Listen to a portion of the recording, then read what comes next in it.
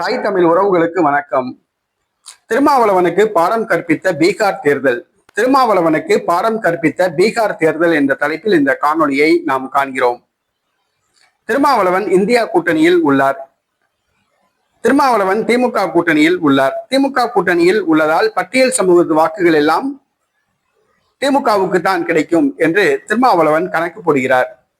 அதே போன்று பீகாரிலும் இந்தியா கூட்டணி உள்ளது. அந்த கூட்டணியில் ராஷ்டிரிய ஜனதா தளம் என்ற ஒரு முக்கியமான ஒரு கட்சி உள்ளது.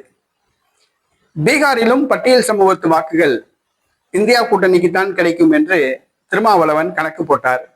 நடைபெற்று முடிந்த தேர்தலில் பாஜக கூட்டணி அமோக வெற்றி பெற்றது.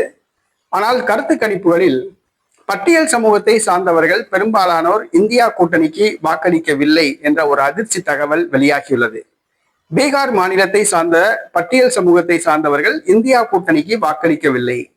அவர்கள் பாரதிய ஜனதா கட்சி மற்றும் நிதிஷ்குமார் கூட்டணிக்கு வாக்களித்துள்ளார்கள். இது திருமாவளவனுக்கு மிகப்பெரிய அதிர்ச்சியை கொடுத்துள்ளது. ஒருவேளை ராம்விலாஸ் பாஸ்வான் கட்சியான லோக் ஜனசக்தி கட்சி தேசிய ஜனநாயக கூட்டணியில் இருப்பதால் பட்டியல் சமூகத்து மக்கள் அனைவரும் பாஜகவுக்கு வாக்களித்தார்களா என்பது தெரியவில்லை.